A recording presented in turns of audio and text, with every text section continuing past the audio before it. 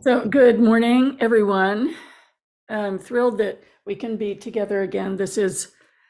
Um, this is really, really precious, and it's hard to express even the deep meaning of all the wonderful texts that we've explored in the past 3 or 4 years, and the extraordinary training in compassion and loving kindness in terms of the practices. And for those folks who are new, we regularly repeat the compassion and loving kindness practices, teaching them over and over again, because we understand them freshly and more deeply every time we practice them.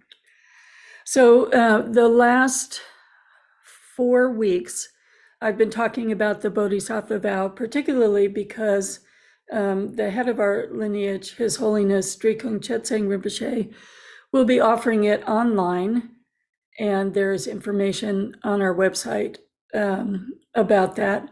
And he will be going into a 3-year retreat a year from now. So it's an opportunity to connect karmically with him. And I've also been emphasizing the Bodhisattva Vow because it's a natural expression of the trainings in loving kindness and compassion that we've been doing for the last few years. But I wanted to start out this morning by just saying, everybody is different. Some people commit very, very slowly. They want to study for a long time and observe for a long time and make a decision from a place of deep trust and conviction. And some people have previous connection, or they have an intuitive knowing, and they jump right in. Both are correct and both are fine. And that's why when we have the opportunity to be with one of these great spiritual teachers, we can take the refuge vow as a blessing, or we can take the Bodhisattva vow as a blessing. We can take it with an understanding that we're strengthening our aspiration, or we may be ready to commit as a lifetime practice. It's interesting to reflect in the course of 3,000 years, how did the vows come into being? Because they weren't present with Buddha Shakyamuni. When Buddha Shakyamuni was alive, his students were so pure-minded that there were not monastic vows. He said, "Come," and they became monks and nuns. And what we know of as our understanding of the Bodhisattva philosophy and vow is present in the early teachings in seed form. It is certainly all there, but it wasn't formulated as a ceremony or as an expression of language. Similarly, all of the understandings of later Buddhism are not absent from early Buddhism. It's just that there were 3,000 years of extraordinary spiritual masters who reflected deeply and wrote commentaries about how they gained realization based on the Buddhist teachings.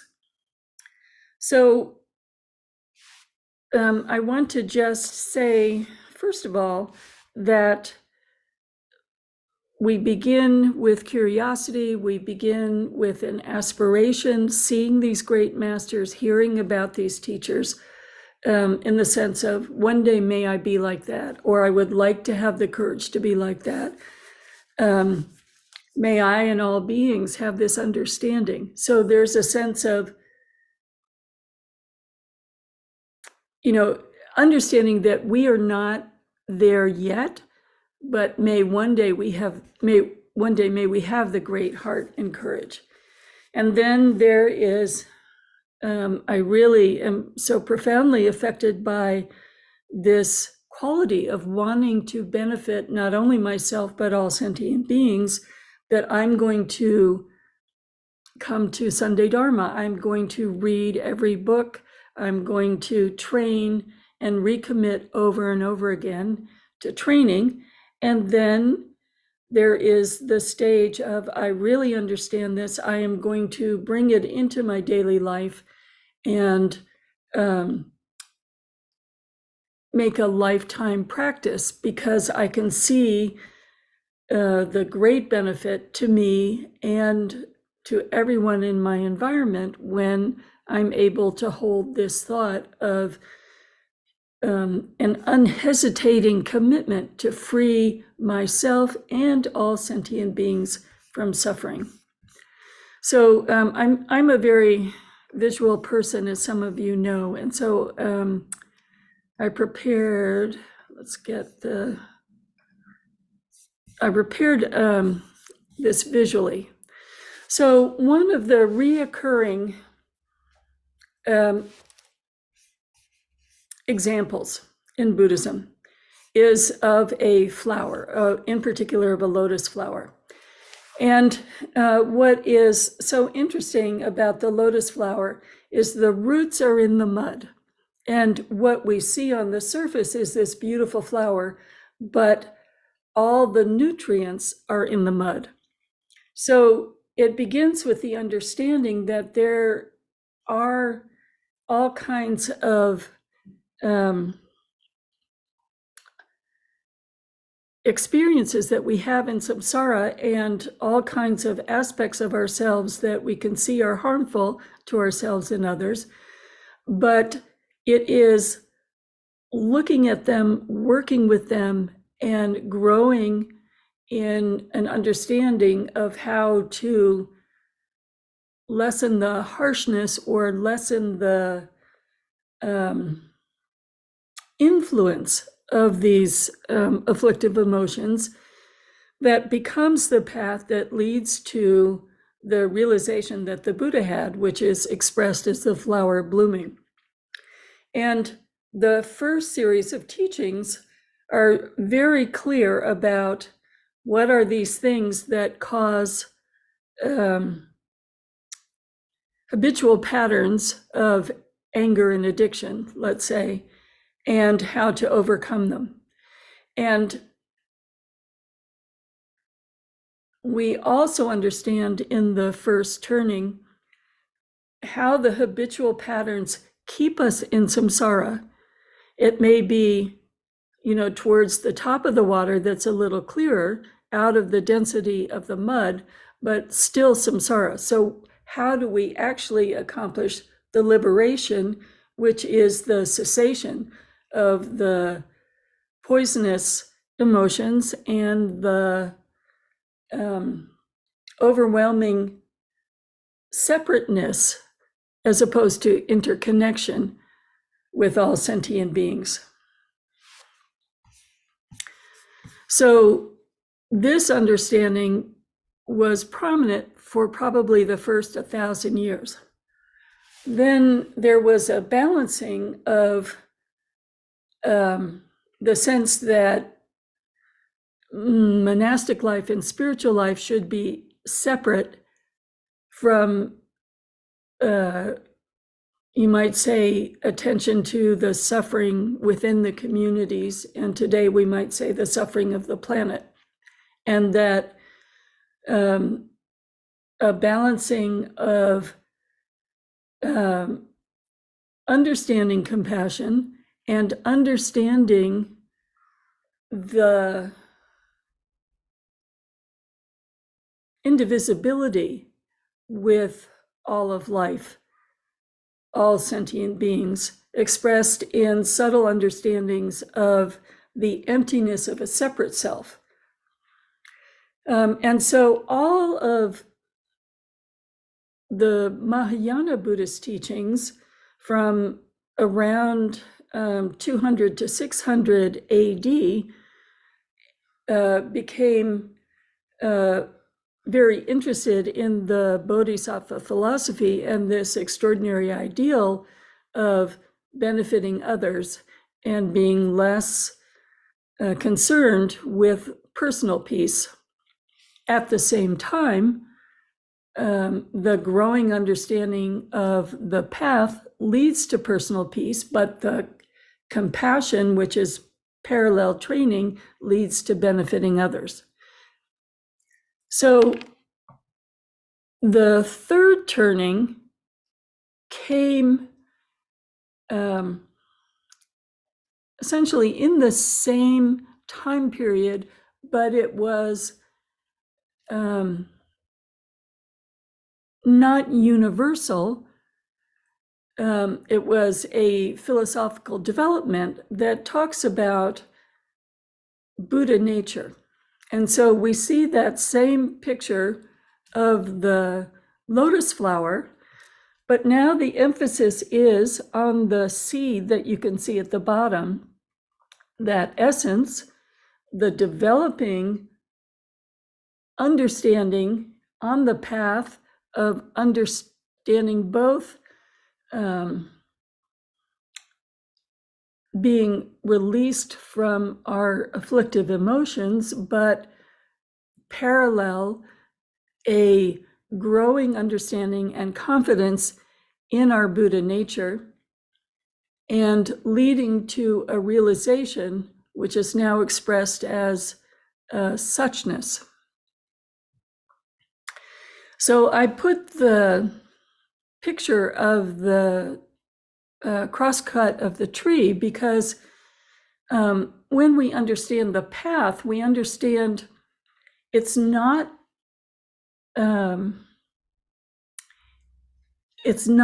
different concepts. It's a growing understanding of the profound nature of the Four Noble Truths, or a growing understanding of the profound nature of benefiting others as well as self. And so it's not a ladder or a hierarchy, it's more this ever increasing understanding that leads to the final realization. And the importance of the third turning of the wheel, the teachings on the Buddha nature, is that all beings with mind, which means all sentient beings, all animals, insects, mind has the seed of the Buddha nature. And that seed of the Buddha nature is occluded by the afflictive emotions, but it is perfect in and of itself, and its natural growth is this fruition of the realization that the Buddha had and the different masters had over time, which is to say, each of us has this Buddha nature, each of us has this inner perfection, but we're not able to see it because we are so distracted by samsara and by our habitual patterns and by the pull of those patterns into actions that keep us sending roots down into samsara instead of moving closer to the realization. But it doesn't change the fact that each and every being with mind has the perfect seed. So we can say, in terms of the Bodhisattva vow, we have in the left-hand corner our obscured mind. You know, we can't see our Buddha nature. We are not ready to trust that we may have inner perfection.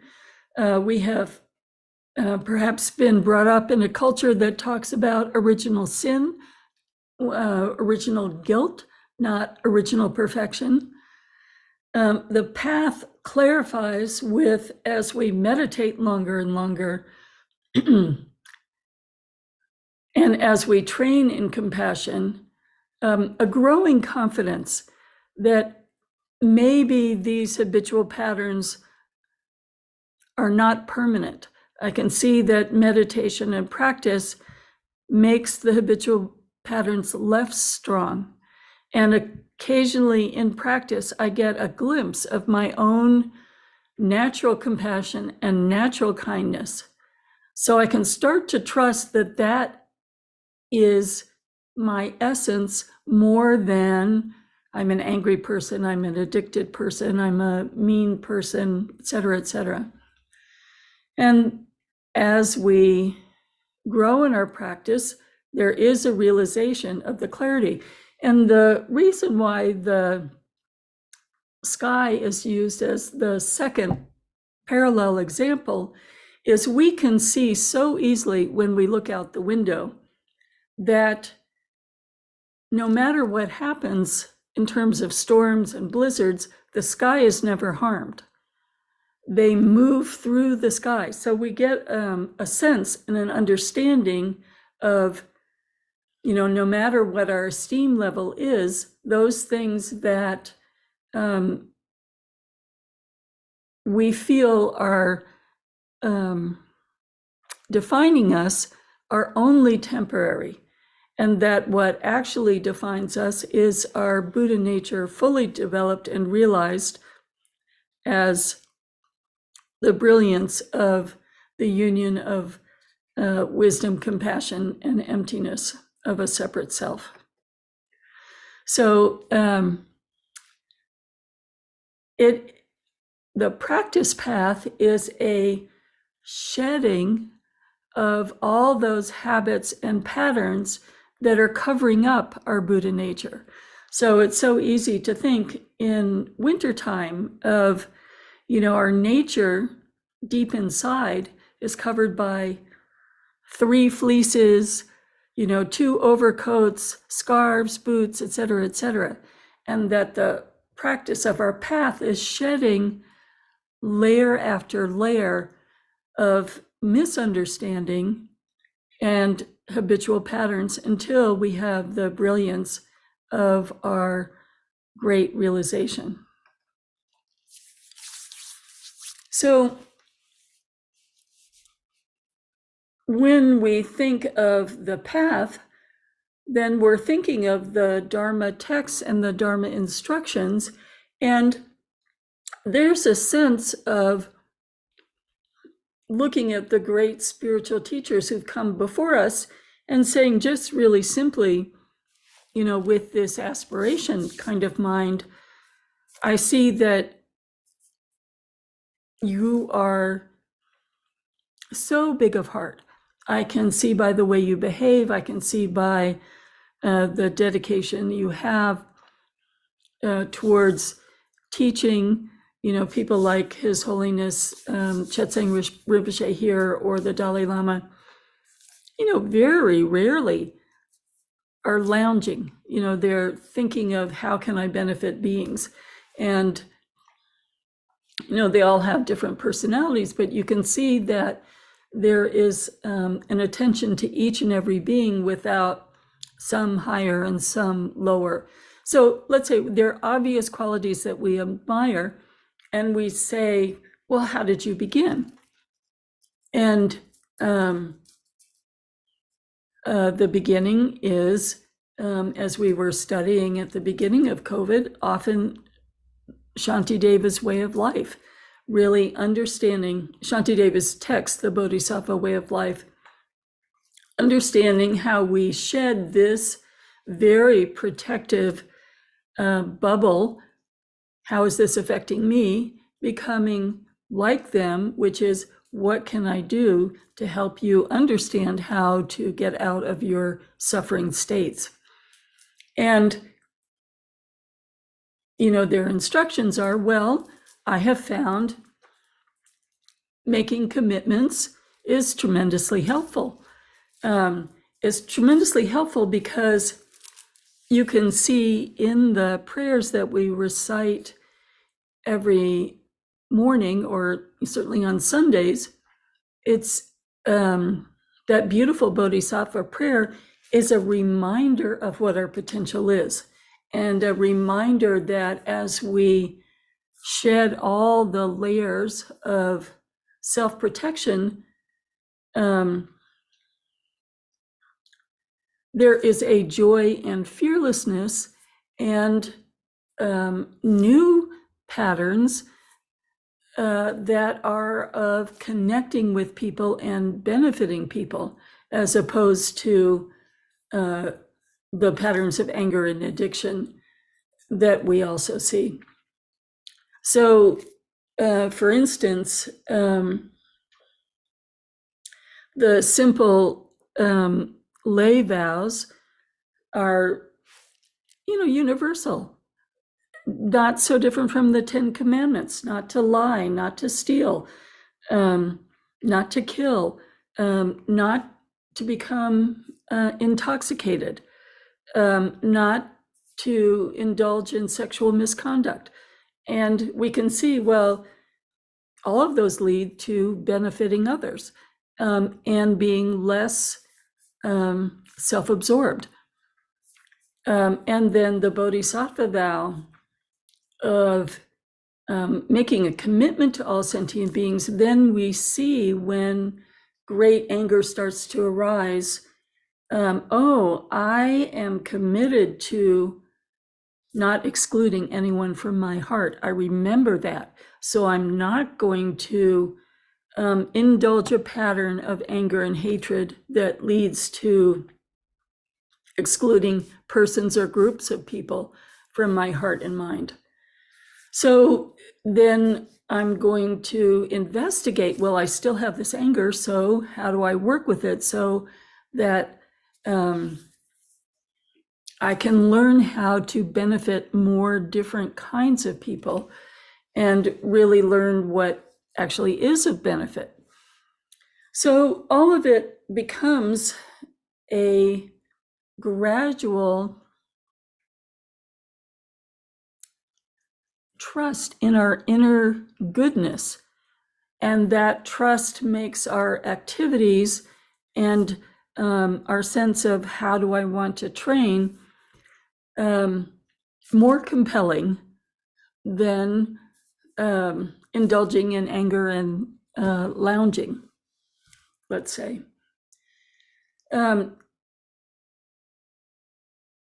And we see, in these great beings, with the more questions we ask, what's the next step? What's the next step? What's the next step? It is still fine to join, in these teachings with His Holiness online, or any of the great teachers online, as a blessing and as a I want to learn about this, but I'm not sure yet kind of attitude. So we have never left the Four Noble Truths. We have never left the expressions of loving and kindness in early Buddhism. We're just expanding more subtly our own understanding. And we're moving from, this is so beautiful, I'd like to be able to do this, to, well, maybe I see from the Lojong studies that we've done for the past 2 years, the mind training studies, I can be less angry. I can be less aggressive in my relationships or addictive. And then we move from maybe to I can, to finally understanding that I am, in essence, my Buddha nature.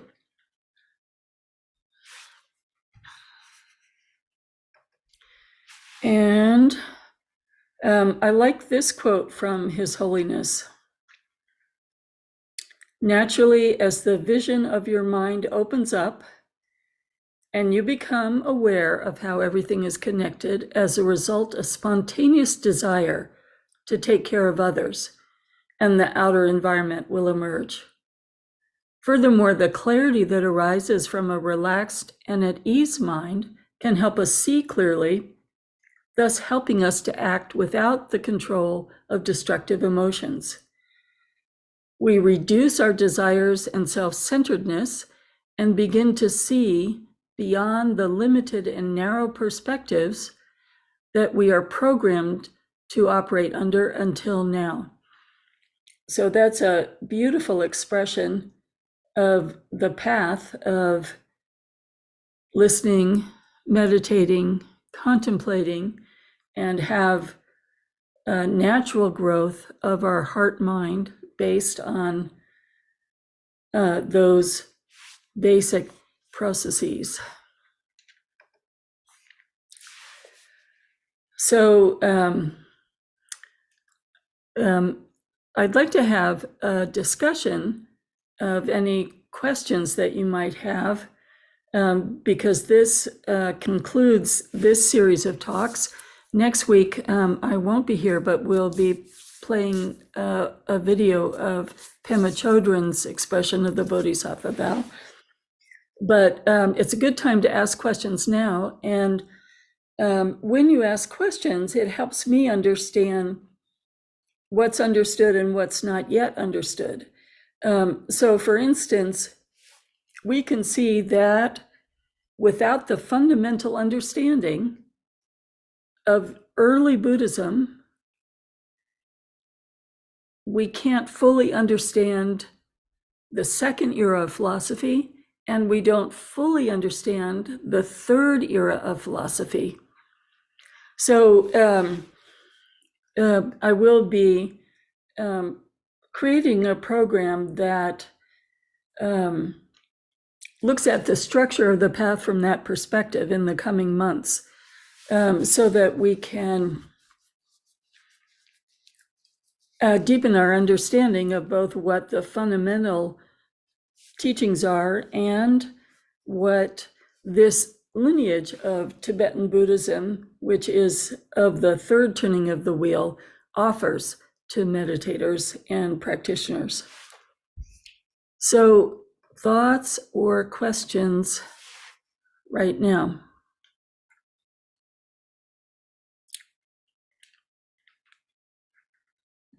Well, what's it like for you? Are you a jumping in intuitive committer, or it's, I need to look at everything really carefully before I take any kind of step?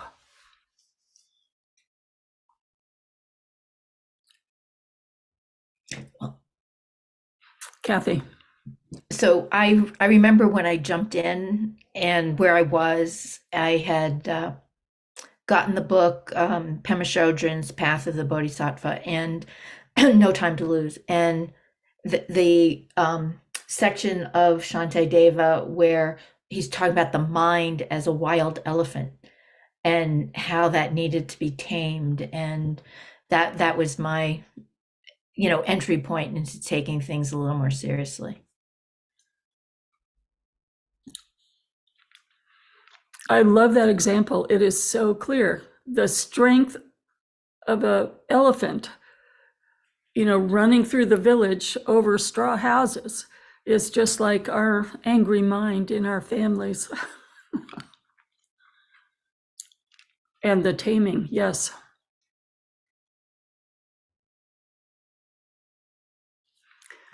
Yes, Barb.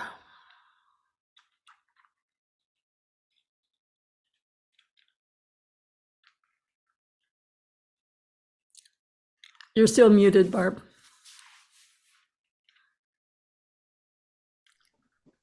There.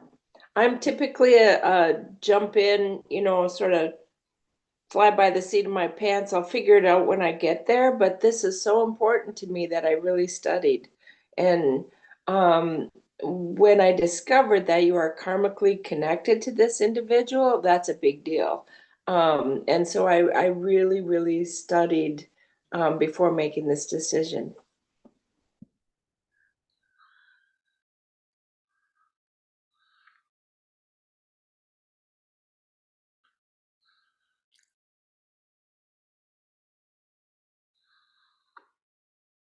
Nancy. Morning. I really loved how you kind of laid it out today. I want to listen again and kind of just get it, the historical relevance or importance of this. And I think it is great, like Barb said, that when you think that why we're so drawn to him, to the path, and to Chetseng and the opportunity. It is so. It's just such a joyful thing that to reconnect and to join him in his vision, and to join that, to have that vision become my vision to the best I can. And it's just kind of just a very interdependent and wonderful karmic fruition, as we would say in the language. Thanks.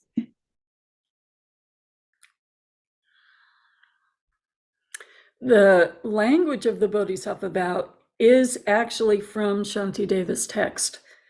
The streams of the Bodhisattva Vow came from the teachers who arose about 1,000 years after Buddha, Nargajuna and Asanga. And Asanga is the philosophical beginning of Buddha nature. So he had a stream of teachings that led to what we now know as the Bodhisattva Vow, and a stream of teachings that are the direct understanding of Buddha nature.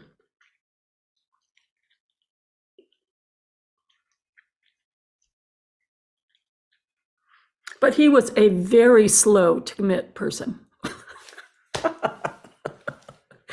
Very, very slow.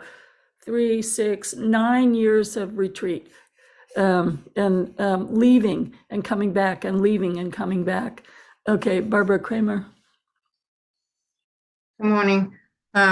Before this morning, I was in a elephant state in my house, and I was going from family, friends, community, and I was like all over the place.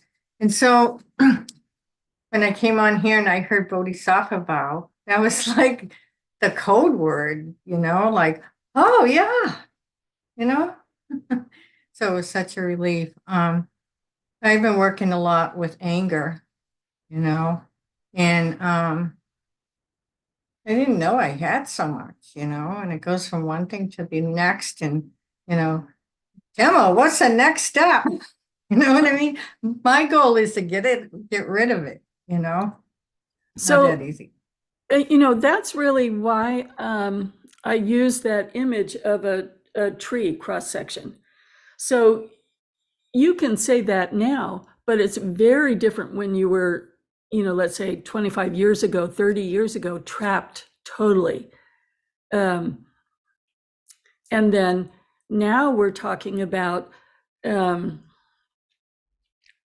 you're saying the same words, how can I get rid of it? But if you remember your history as a practitioner, you would have had a different understanding of how strong the anger was, and how hard the pattern was to work with, because now you've worked with layers and layers and layers. And so yes, you're still seeing the more subtle layers, but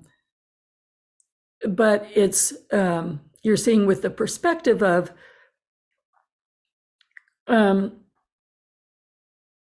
I want all of the residue gone so I can see my Buddha nature.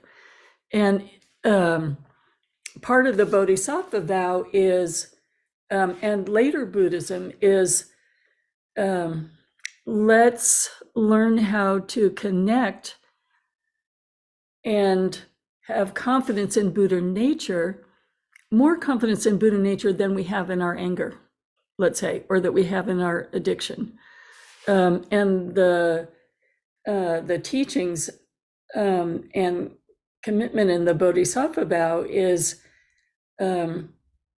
noticing and saying, oh, I've got to sit down and look at this right away. And repeat my understanding of practice, repeat my understanding of training, the loving kindness meditation we do, the Tonglen that we do.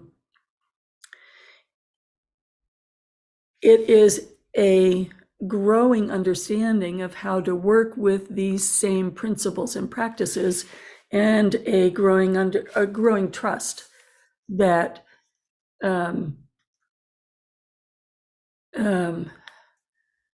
that the actual essence is Buddha nature, not the anger.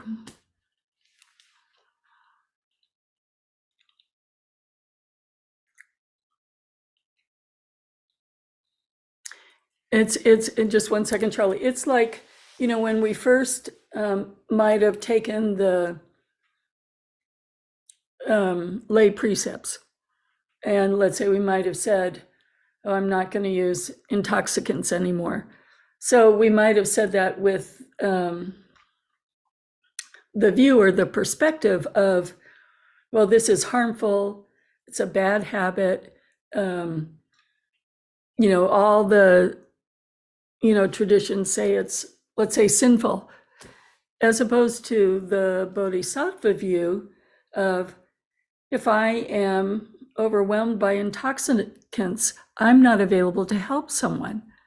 I need to have my mind clear all the time so I can be available to help at any time, any being, with as much clarity that I have. So it's a different kind of identification and perspective. Okay, Charlie. Yes. So a couple of weeks ago, you mentioned something about reading the Jewel Ornament of Liberation, Yampopa's. And so I've been reading that. And there's something that really stood out to me in there that I'd like to read, I guess. It's about loving kindness classification of categories. Mhm. And this was really interesting to me. There was 3 categories. And the first one was that loving kindness with sentient beings as its object is practiced by bodhisattvas who just developed bodhicitta. Second one is loving kindness with phenomena as its object is practiced by those bodhisattvas who are engaged in the conduct of the path. And the third one is non-objectified loving kindness is practiced by bodhisattvas who achieve confidence in the unborn Dharma. And he commented, and Gampopa, I guess, commented on the first one, but there wasn't much comment on the second ones. But it just sort of opened something up for me because it was like taking it beyond sentient beings to our whole surrounding of phenomena, and then to the unborn Dharma. That just gave me this whole sense of feeling loving kindness towards the whole universe and the all creating Mother Buddha, the all creating mind that we all come from, and having bodhicitta for that, and for if we look out at the world and see something wrong with it, that having loving kindness towards how is this?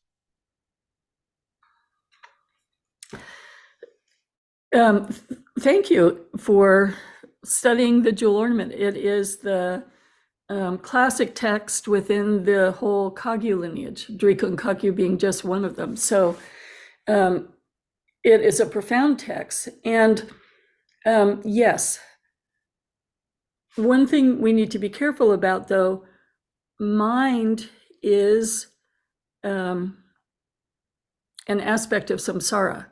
And when we talk about the unborn Dharma, we're transcending mind. So we're not thinking of, in a theistic way, that there is a creator or one mind, etc. We're thinking of the beingness that transcends the discriminating mind that is the union of emptiness and compassion and luminosity. We will get there, but to get there, we have to start at the beginning. But I just want to clarify, we're not talking about a big mind. We're talking about transcending mind. It's bigger. There's a story, a Tibetan story that I just really love about a city frog comes to visit a country frog. And the country frog says, well, where do you come from? And he goes, well, I live near the ocean. And the country frog looks at his little pond and says, well, is it big as my pond? He goes, no, it's bigger. So we're getting to bigger.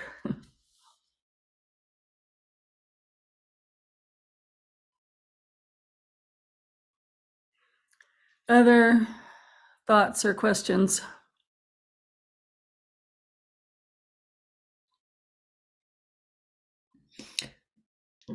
Kathy? I need clarification on the word suchness. How do you express the inexpressible? So, we were just, listening to the ways Charlie was trying to explore it. How do you express it's bigger when we've only experienced our small pond? And so suchness is a word that is less definable. Sometimes it's as it is, or, we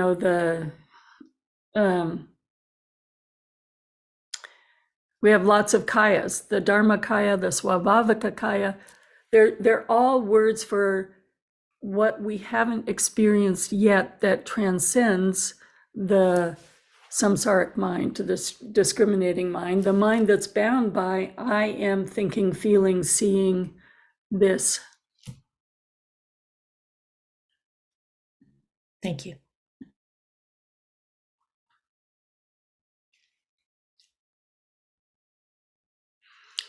John. Good morning. Yeah, another challenging word is the word you used before, mind. Garchen Rinpoche uses the word mind a lot, and he actually does not use it in the samsaric sense. I think he distinguishes consciousness from mind, if I understand him correctly. And in fact, he says that we all have the same minds. And in our aspiration, in a sense, that's the concept of Buddha nature, is to understand that the mind of the Buddha is what my mind actually is. And we talk about sort of body, speech, and mind a lot. And as I understand Rinpoche, he says over and over, and the most important part is mind. So I'm a little confused when you refer to mind as samsaric. It's philosophically a very complex understanding of mind. And so we're listening to Garchen Rinpoche through a translator. And he could be using one of 6 terms, but the translator is just saying mind. So if we are using mind in the context of the same mind, let's say, it is, we could say, all right, we all have the seed of Buddha nature. The seed of Buddha nature is the same realization of the Buddha, but we can't see it. It's not the same as consciousness. And consciousness, which we will talk about a little bit in the coming weeks, there are 10 layers of consciousness, each with a different name.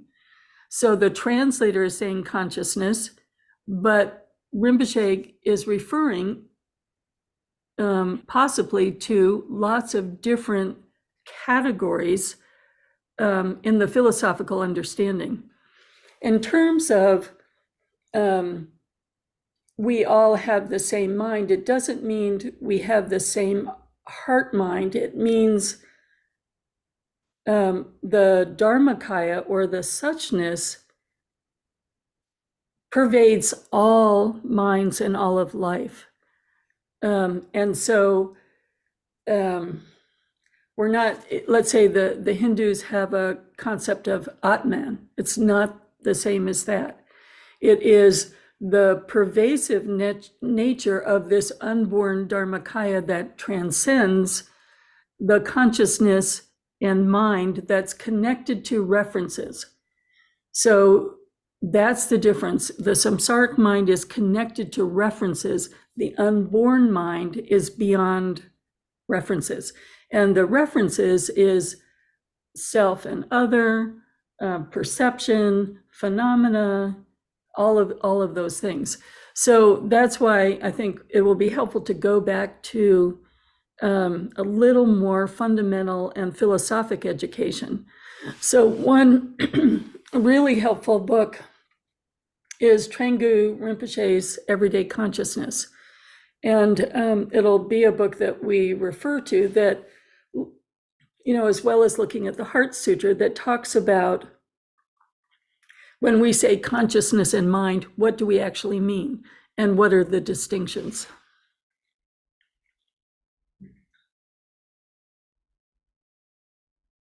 Because the English word is mind.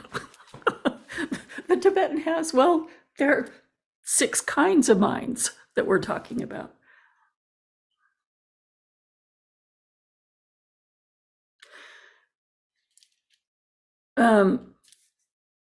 What's helpful to me is to, let's say the samsaric mind is the distracted mind, and we're distracted into samsara references. And what are we distracted from? Our Buddha nature and our essence, which is indivisibly suchness and Buddha nature. So I think we'll go step by step for a while to give everybody a little more information to understand, if you wish, the underpinnings of what we're talking about.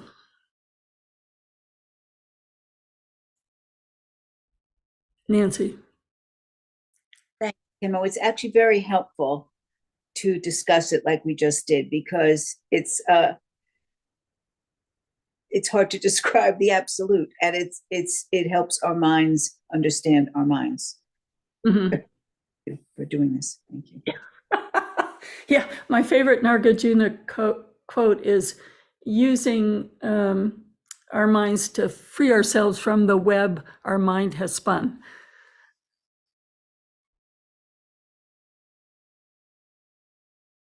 So an easy way of thinking about it is, when I'm referring to samsaric mind, it's duality. And suchness, as it is realization, is the bigger pond that transcends any dualistic thinking whatsoever.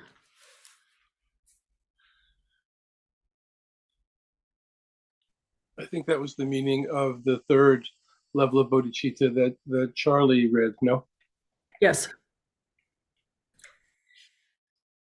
Because if you're in the beingness of bodhicitta without a distinction of self and other, there's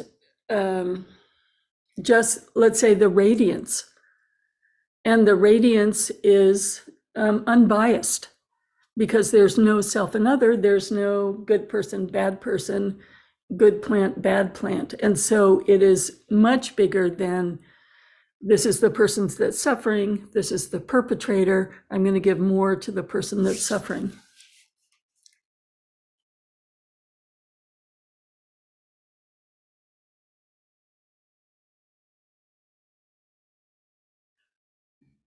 Other thoughts or questions? Well, how do you feel about, this ideal, this extraordinary ideal of wanting to grow with your heart mind, that even other people's concerns are equal to yours, not even, really mine are a little bit more important. Just getting to equal. Well, I have heard said, and I try to practice this, not having opinions about everything, which is, Yes. and that kind of brings in bias and self-other and all of that. So it's a difficult practice that you really, well, I really need to be aware of, Especially now with our culture evolving into such polarization. There's a wonderful Chinese teaching poem, Faith and Mind, that has for and against is the disease of the mind. And the opinions grow from the for or the against. Yes, Tree. And you need to unmute, Tree. Yeah. Yeah, that reminds me of the biblical Garden of Eden and the knowledge of good and evil, and how that was the beginning of the fall, and that was how the humans were expelled from perfection, the perfect place, nirvana, perhaps. Good, bad. As soon as we started doing that, I think.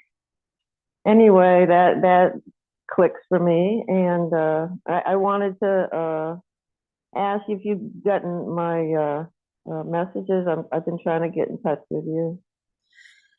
Yes, I have, and I haven't had time to answer you. Thank you. So, Tree, if you could connect with Kathy, Tree has volunteered to work on the Shravasti retreat. So you can connect in this chat room. And Tree, I have time to have personal discussions with people after the Tuesday morning meditation, the Tuesday or Thursday. So I'll be traveling next week, but after that, we can arrange something. Great, thank you. Mm-hmm. Well, actually, it's time for the dedication prayers. And and just to say, for the more cautious people, I have tremendous devotion to Chetsang Rinpoche, and that's where all my enthusiasm comes in for connecting with him online, because we do have this opportunity. And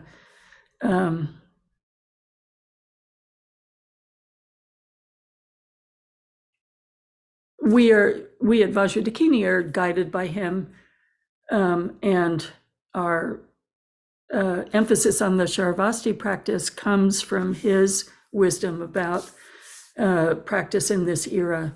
So even if you are not able to connect through me, you're connected to him. So, through the lineage and through how I think and teach comes through him as well. So not to worry. Okay, Kathy, if you would lead the dedication prayers. By this virtue, may I achieve omniscience, and may all who travel on the stormy waves of birth, old age, sickness, and death cross the ocean of samsara by defeating all enemies, confusion, the cause of suffering. Bodhicitta, the excellent and precious mind, where it is unborn, may it arise. Where it is born, may it not decline, but ever increase higher and higher. I pray that the Lama may have good health. I pray that the Lama may have long life. I pray that your Dharma activities spread far and wide. I pray that I may not be separated from you. For this realm encircled by snow-covered mountains, you are the source of every benefit and bliss without exception. Tenjin Gyatso, you who are one with Avalokiteshvara, may you remain steadfast until samsara's end. Embodiment of the three precious jewels, Padmapani, who holds the teachings of the victorious one, seeing the all-goodness meaning with the wisdom eye, May you who are spontaneously established activities live long for hundreds of kalpas. Noble Manjushri, the Lord of Speech, who manifests to hold the teachings of the Triple Gem, who raises the lamp of the sages' teachings, may you who are the light of the Dharma live long for hundreds of kalpas. The one known in the Holy Land as Arya Deva, emanated into the Gar clan of eastern Tibet as Chodingpa, the heart son of Jingtamsungun. May the life of glorious Garchen remain steadfast for 100 eons.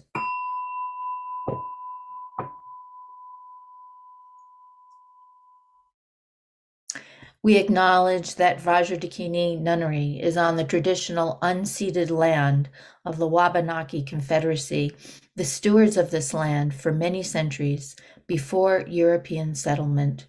We honor all Indigenous peoples' beliefs, cultural heritage, their relationship with the land, the knowledge of their elders, and the spirit of their ancient ones. This recognition of Indigenous territorial land and beliefs is a small step along the long road of recognizing the truth of our shared history and moving towards reconciliation. We will continue this journey with our Indigenous neighbors as we weave our paths together in right relation. And thank you. Annie has put in the chat the link, Charlie. So there's the link for the program right in the chat room. So, yes. And Annie, I will not be at the Tuesday, Thursday practice this morning if you could, this week. So if you'd let people, the Umses know. Yes, I think we've got it. Kathy and I've got it covered. I forget to report my schedule. We have, one of the reasons I've been so busy is I've written a report on the whole Varsa that we did. And so knowing that His Holiness is going into retreat, then, any last questions, any last instructions, all those things about our Sangha and reporting to him have been on my mind in the last week, especially. So how fabulous, how wonderful, how terrific to practice together. And more fun coming up. Okay, bye for now.